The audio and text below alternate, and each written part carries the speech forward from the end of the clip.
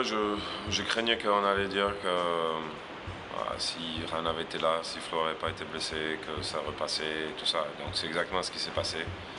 Tous les gens ils ont dit ça après le match, alors que je trouvais qu'on aurait pu gagner plein de fois. J'ai revu le match, il y a plein d'occasions où on a des tirs ouverts qu'on ne met pas dedans. On marque 70 points.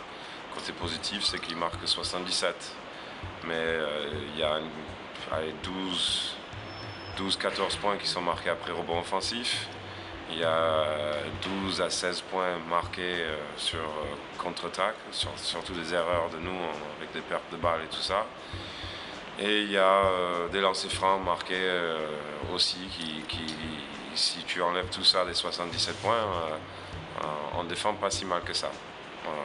Donc c'est rageant dans le sens où on aurait pu le gagner sans Ran et sans Flo. Certes, ça aurait été mieux avec eux. Certes, peut-être avec eux, ça aurait été différent. Mais à une action près, on gagne ce match. 77-70 ne représente pas vraiment le score de la fin parce que ça s'est joué à une possession. Sur la dernière panier qu'il marque, si le passage en force est sifflé, on est à -3 avec le ballon et il reste 15 secondes. Donc tout est jouable à ce moment-là, quoi. Voilà.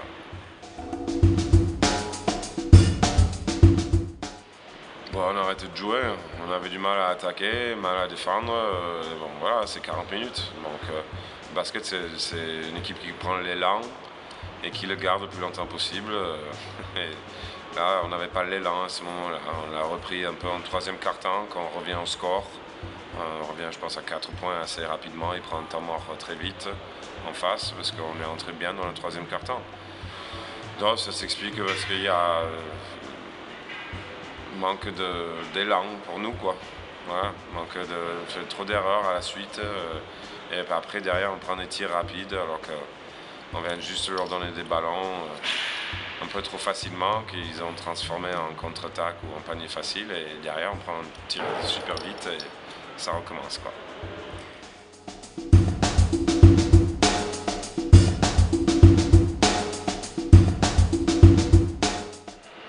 Concurrent direct, est-ce qu'on considère l'adversaire du soirée un concurrent direct aussi? Parce qu'ils étaient un match derrière nous et maintenant ils sont devant nous, quoi. Enfin, égalité avec nous. On est plusieurs équipes à 17 victoires. Il y a pas mal d'équipes à 16 victoires. Moi, je vois tout le monde qui est autour de nous comme concurrent direct. Ceux qui sont derrière à 1-2 matchs, comme nous qui sont à 17. Voilà, on est plusieurs. Il y a tellement de scénarios possibles. Il reste 4 matchs.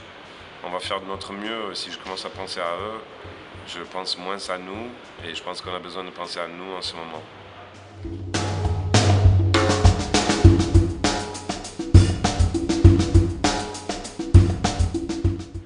Oui, bien sûr. C'est chez eux.